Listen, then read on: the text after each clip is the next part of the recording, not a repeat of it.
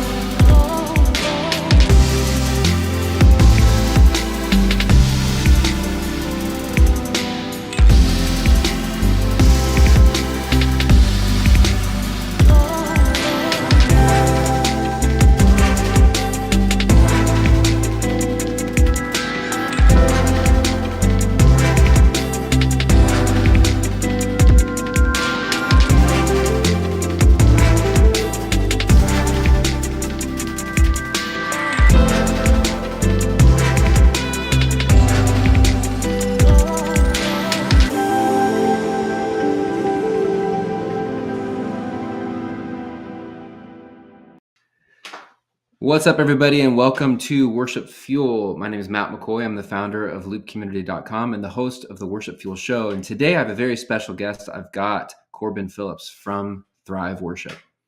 We have a ton of songs on Loop Community and on CCLI for Thrive Worship. And they've got songs like 1,000 More, Coming Back. They've got a live album called Let's Have Church, and tons of other stuff, some new music that recently dropped that we're going to talk about. I'm really excited about this conversation with Corbin. So let's go ahead and bring in Corbin Phillips from Thrive Worship.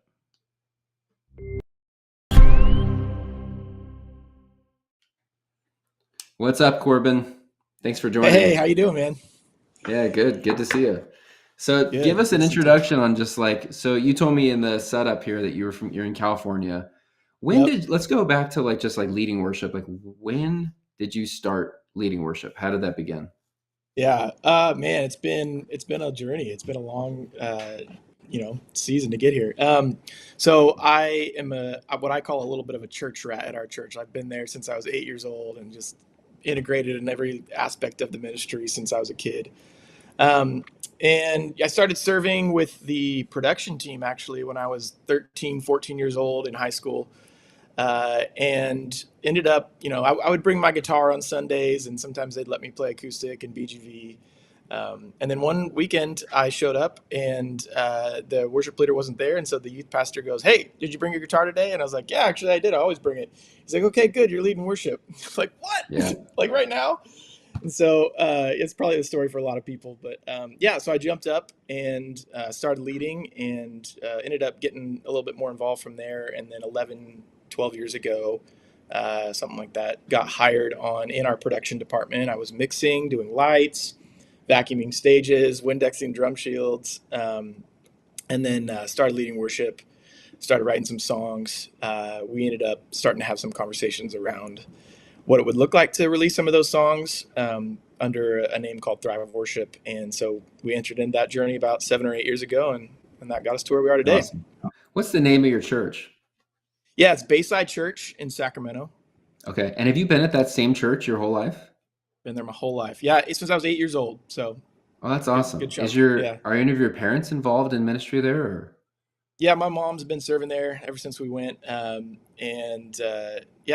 she's still ushers every single Sunday night, which is really fun. That's cool, man. That's awesome that you've been at the same church for so long. I think that's a rare thing. It's funny. I hear that a lot, and for me, I didn't know any different. Like, I'm just like, oh man, I thought everyone just kind of stayed at the church, but I understand why people hop around and do what they do. But I love our church, man. It's been awesome to be there. I've seen every season of it. I'm excited for the next season of it.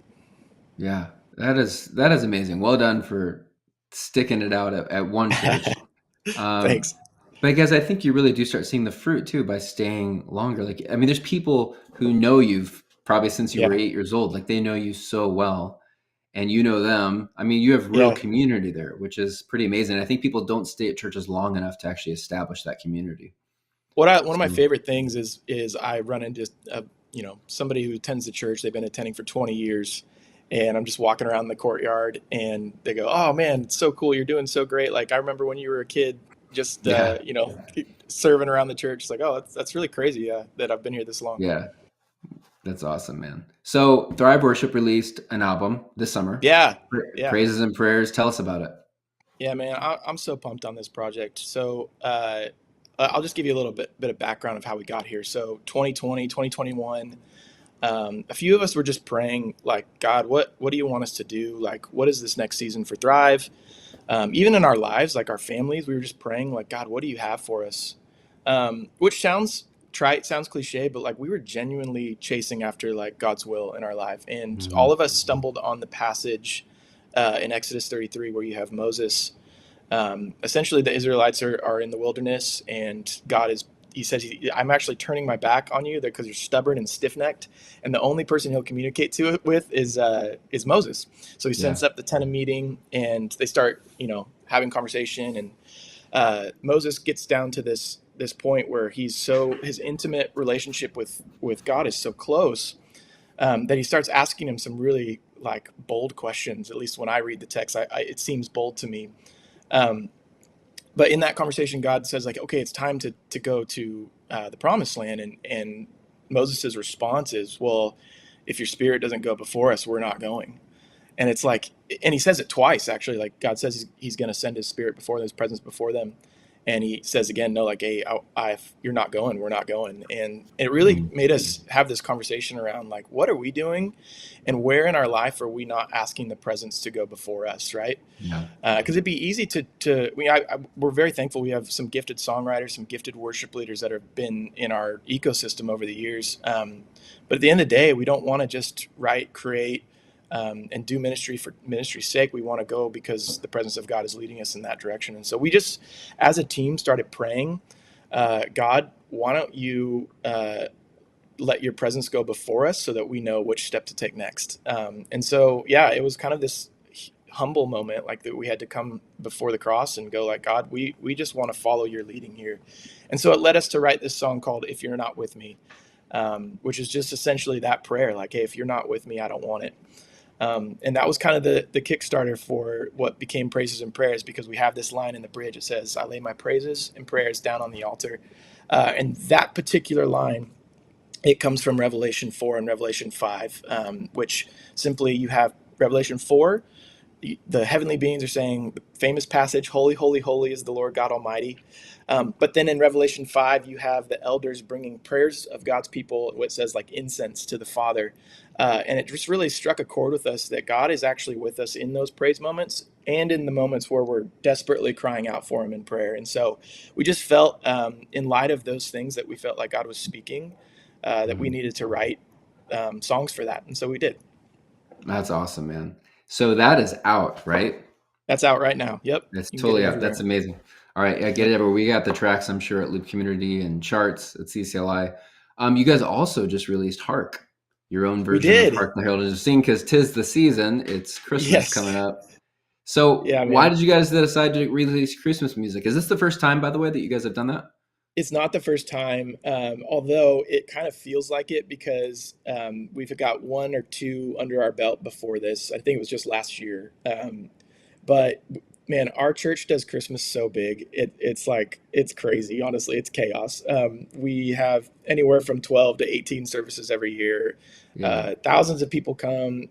My favorite thing is last year we had, a ton of people came, but we had a record setting 890 something salvations, which was just unbelievable. Wow. But really, what we've kind of set out to do, our founding pastor is a guy named Ray Johnston. He had this phrase that he used for years that we're a church for people who don't like church, and Christmas exemplifies that for us. We set up a service where anybody can come. I have good friends Hmm. who they own businesses, and they will invite their entire staff. So it's cool. It's like almost a little bit of an outreach in addition to what you would see in a traditional candlelight Christmas service. But anyways, my point being, we do it big, and we have a lot of fun. And every year we come up with what's the new creative Christmas arrangement that we can use. And it's crazy. Like even before we started releasing them, I would get around November 1st, I'd get about 500 to 1,000 emails within the Christmas season going like, I saw this on YouTube. You guys did this Christmas arrangement back then. Like, can we get the stems for that? We want to play it in our church. It was like, that's crazy that people Yeah. like are wanting to play what we do in church. But anyways, so we just decided, why don't we just put these out? Maybe there's something that this can be a resource for the church. Our whole heart, like honestly, one of the biggest things, my team almost gets annoyed with me because I say it all the time, but we just want to encourage and equip worshipers. And partly the way we do that is encouraging and equipping worship leaders whenever we can, because it's a community, right? Like that's what we're here to do, is to build each other Yeah. up. And so anyways, we released some Christmas music because we said there's a lot of people that would benefit from this that have been asking Yeah. for it. So why not give it to them? Yeah, that's awesome. And that is so helpful because every church in the United States is looking for some sort of Christmas special or some song, something to do fresh Yeah. that's new. And honestly, any resources that worship leaders like you guys can share is so helpful for churches Mm, who, a lot of yeah. churches too have like volunteer worship leaders who don't have the time Yep. to be Exactly. like coming up with some sort of creative, huge new arrangement that's Totally. brand new. And so they have to be able to get a resource from someone who maybe is, at, this is what they do week in, week out. So Yeah. thanks for doing that, man. That's awesome. Oh man, we honestly we love it. It's so fun to be able to Yeah. do it and share it, and yeah, we're pumped. Yeah. It makes a big difference. So how can worship leaders during this Christmas season make sure that they're selecting songs that are both meaningful and worshipful? Because I know that, Mm, you've got the people in your church who are like, okay, we've got to sing Silent Night, or they have very specific yeah. worship songs. Got to sing Little Drummer Boy, or you got to sing Yep. these songs. But then how do you do it in a way where it really helps everybody without like actually really taking away from the worship time? How do you actually combine the two? Man, that's such a good question, and honestly, something that we've even had as an internal conversation with our teams. We actually had this phrase we said for a while that we believe that all Christmas songs are worship songs, and vice versa. Yeah. Because really, there should be no difference. Like, yeah, Yeah. sure, we might not sing "Joy to the World" on Sunday morning in the middle of January or June or whatever, Yeah. but the reality is, it is a worship song, and so we've just tried to frame the way that we look at our Christmas services the same way that we would look at a weekend service in the middle of summer. Mm-hmm. Obviously, I told you before we go a little bit more outreach on what we're doing with Christmas, so we change a few things, but the heart of what we do is truthfully to lead people into worship, and ultimately Yeah. to get people to commit their lives to Christ. And so we always have a worship song or two in our set in addition to the Christmas carols. It's funny. Last year we tried something really different, and it's one of the songs that's on this project. But sometimes it feels like testimony and story is something that can be extremely powerful within the context of life change. And so if you look at the way that Jesus taught, he taught in parables. I read a study that talked about at the DNA level, we're actually designed to receive information best through story. And so we wrote this song called "What Christmas Really Is" that we played in services last year, and it was unbelievable. We were kind of nervous because it's different for what you would play in church, Mm-hmm. but the impact that happened from it. It's a song that's all about the legacy of faith and the ripple effect of when someone chooses to follow Christ and they pass that on Yeah. to their children and those children. So, but yeah, man, I think like for us, like we just have this goal of we want to see people meet Christ. And we get a really unique opportunity at Christmas to do that and to let them enter into the presence of God. And I honestly, that's all you have to do. The presence of God is so attractive. It's so captivating. And honestly, we're just doing our best to get out of the way and let him work in those services. Yeah. So, Yeah. So are you a worship leader at the church like every week? Do you lead every yep, Sunday?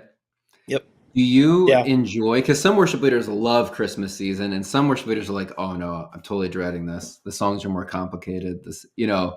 They're like, we sing them once and that's it. Like, do dude. you love Christmas, or are you like, we got to do it? It's a necessary. So I can't remember who it was. Somebody just asked me to write a an article on burnout at Christmas, just because I think with how much we do and Yeah. how long the Christmas season is. I thought or they thought maybe it'd be interesting for me to speak into. And so I said, for me, actually, just being really honest, I had many years where Christmas was a sour taste in my mouth. And truthfully, getting to the Mhm. end of the year, like I would get to Christmas Eve and go, thank God that's over. Like rather Yeah. than going, how cool that was. Right. And it was funny when I first got married, and I wasn't super negative about it. It makes it sound like I was Yeah. like super down on Christmas. But when I first got married, my wife challenged me on it. She goes, look, I think you need to redeem Christmas like for yourself. And so we did practical things like going Yeah. after like fun holiday things, or like Yeah. making hot chocolate, or doing whatever, shopping around the mall and grabbing a Yeah. latte. But then it was like, hey, what about the perspective that you have towards what's happening at church? And so Yeah. it led me to this conversation of shifting that. And honestly, man, now I get pumped. Like I would say over the last like 6 years of my life, 5, 6 years of my life, I just get so excited because now my paradigm is looking at the people at the end of the service who raise their hand and go, I'm going to follow Christ. So yeah, man, I think, especially, I'm sure there's like worship leaders that will hear this. Like, I just want to encourage anybody that maybe does feel the weight of Mhm. Christmas, or that Christmas has a sour taste in their mouth, or the burnout of Christmas. Like, man, uh, Yeah. it's so important to keep the perspective that we're here on earth to help people see Christ. And so that has shifted Mhm. everything for me, and I've been very grateful. Yeah, that's awesome. So what should the approach that worship leaders take to picking songs for Christmas services be different than when they're choosing songs for a regular service? Like, is there a different, are you thinking Yeah, about like, okay, well, people are bringing their family members, we need to be changing the songs for that, or what do you think? I think there's some wisdom in that. I think there's a couple thoughts that come to my mind immediately. Number one is you've got Paul, who very clearly says, "I'm going to be all things to all men." I don't think that means that you need to be a chameleon just to fit in with whatever the world's doing. But what I do think that means is that you do have to recognize that there's going to be a variety of people, a diversity of people who come into Christmas services, Yeah. and some of which only come maybe once a year. Some of which are probably there in a church for the first time. Maybe they made a wrong turn on the street and ended up in the parking lot, and it was so busy they couldn't get out. And so, Yeah. I think it is important to remember that this isn't going to be necessarily your Sunday morning weekend church attender. And so, there's wisdom to go like, okay, what is going to be something that again, thinking in outcomes, is going to give us the best opportunity Yeah. to present these people with the gospel, so that they can find themselves in the center of God's will by the end of the service. And so, Mhm. anyways, that Yeah. that would be my kind of more Yeah. philosophical approach for us. Like that plays out in going, let's play some carols that are maybe a little bit more upbeat, Yeah. let me a little more accessible, like Joy of the World. Like we have that one out. Hark, obviously, that we put out this year. Yeah. Things like that. But then also going like, man, last year the Speak Jesus was such a powerful song for not just our church, but across the world, right? And so we felt Mhm. like, man, what if we just sang that and allowed Yeah. people to have those words sung over them if they don't know it, And Yeah. so that would be my opinion is like, yeah, let's remember that this is going to be a different audience than maybe it comes on a weekend. It's such a unique opportunity we have to tell the story of Yeah, Christ, dude. which is an amazing story, and to tell the story about his birth. And I mean, this is the month to do it. And so Yep. I think if we look at it from that perspective of like, hey, this is the chance, typically, it's something that we probably should be talking about all year long, but this is like 100%. the month where you can like really zero in on it. And it's awesome. It's a great opportunity. So what's your favorite Christmas song to lead Oh, that's a during? really good question. Um, it's funny. So, somewhere along the line, within the years of us doing Christmas, I ended up being the one that sings Silent Night at the end of the service, which is the lights are off stage, like there's nobody looking at you. We're just literally, the pastors are out on the stage out in the audience, and they're got the candles up, and we're celebrating people who just got married or just had a kid this year or who just raised their hand and Yep. become a Christian. And so, but then we do a thing where it's actually really cool. He pulls his light down. He says, "Everybody cover your candle." And he goes, this is what the world looks like when the light of Christ doesn't shine, when believers aren't sharing the gospel. And it can feel cold, it feel dark, it's depressing. But something the opposite happens when Christians do shine their light. Watch the atmosphere shift on the count of three, and he goes 1, 2, 3, lift up your candle. And it originally was very stressful for me because they'd go 1, 2, 3, and they'd be like, all right, you got to sing Silent Night as soon as we say three. But we're on click and we're trying to find the Yep. next available downbeat to come in. And so I missed it for a few years, and so it became really stressful. But then I ended up doing it every year and kind of got a groove of it. And now it's to the point where everyone's like, well, now Corbin's going to sing Silent Night. And it's become like absolutely my favorite because it's just, you get to kind of just start the chorus and everybody sings with you. You don't really have to Yeah, do they anything. go for it. Yeah, man, it's awesome. So yeah, it's fun. One of my like major worship fail moments was I destroyed someone's Christmas Eve service by Oh no. I was leading worship, and I was supposed to lead Silent Night at the very end with the candlelight. Yep. They all had their candles burning, and the Yep. piano player starts playing like the opening, notes of it, and I could not hear the key of the song for some Oh reason. no. And so I start singing it and in the totally wrong key. Oh And it was pretty no. obvious that it was the wrong key. So then I was like looking at the piano player, and then I was like, okay, let's start again. Yeah. So again, they gave me the note, and I could not hear it again. And I'm like, oh my gosh. So I start singing, and it's the wrong key again, literally not once, but twice. Twice. Oh And my everybody's goodness. standing there with like a burning candle looking at me like, you have just ruined our Christmas Eve service. Oh my gosh. The It was person that came for the first time, they're never coming back. Yeah, it Oh, was that's so funny, bro. horrific, man. Dude, I feel like so many people resonate with that because, like, how many times have I know for me, I'm just thinking about all the times I've done that, and Oh, like even on yeah, this Silent Night thing that I'm talking about, like how many times I I came in on know. the wrong beat, and oh yeah. Anyways, I that's funny, know. man. So, is there anything you want to just share with worship leaders, just in one final like sending, anything that like has just been on your heart recently for what you're seeing in church or what you're seeing Yeah. in the worship leader world? Anything you want to like just kind of impart to worship leaders? Wow. Man, I'll tell you, maybe even just going back to what we were talking about at the beginning, just fostering stories of faithfulness in your church. And Yeah, one particular piece that I might give as some advice on that was given to me through a book I read called The Tale of Three Kings. I've Um, read that. and It's a it, great book.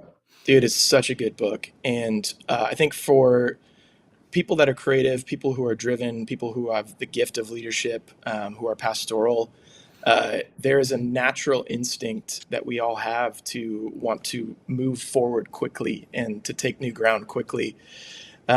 But I would say that I think I don't feel like I'm old, but I'm in my mid 30s now, and I got a few kids, and I think Yeah. I'm very appreciative of the times that God didn't allow me to run when I wanted to.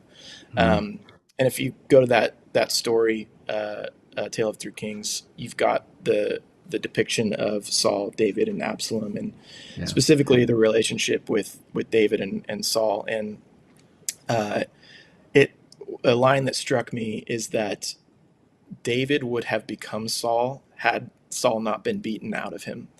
Um, and Mm, I think it's really important to embrace pruning seasons rather than to run from them or try to fight them, because the scripture says, John 15 says that he prunes the fruit that is bearing fruit. He prunes the branches that are bearing fruit because yeah. he wants them to bear more fruit. And so sometimes I know this is true with my life. I look back on the things that God's allowed me to do, and it's so humbling, and I can't believe it.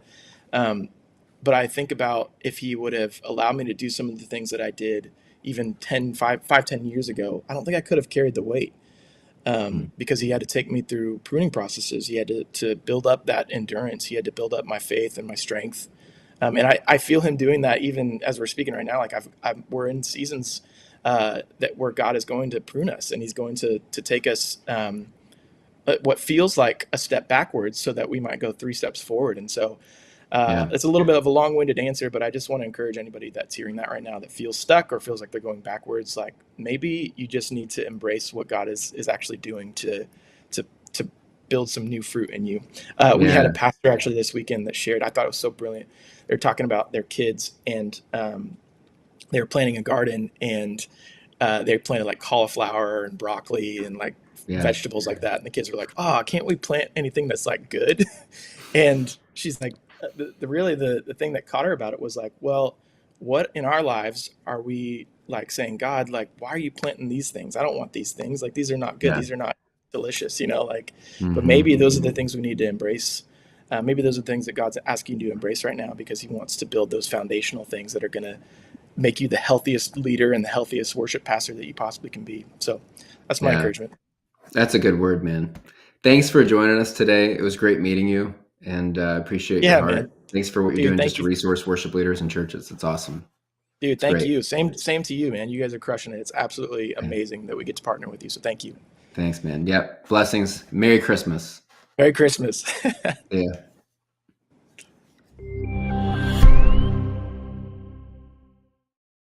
All right, guys. Great interview with Corbin Phillips from Thrive Worship. Make sure you go check out their latest Christmas music, Hark, on Apple Music, Spotify, wherever you listen to music. I'm sure it's there.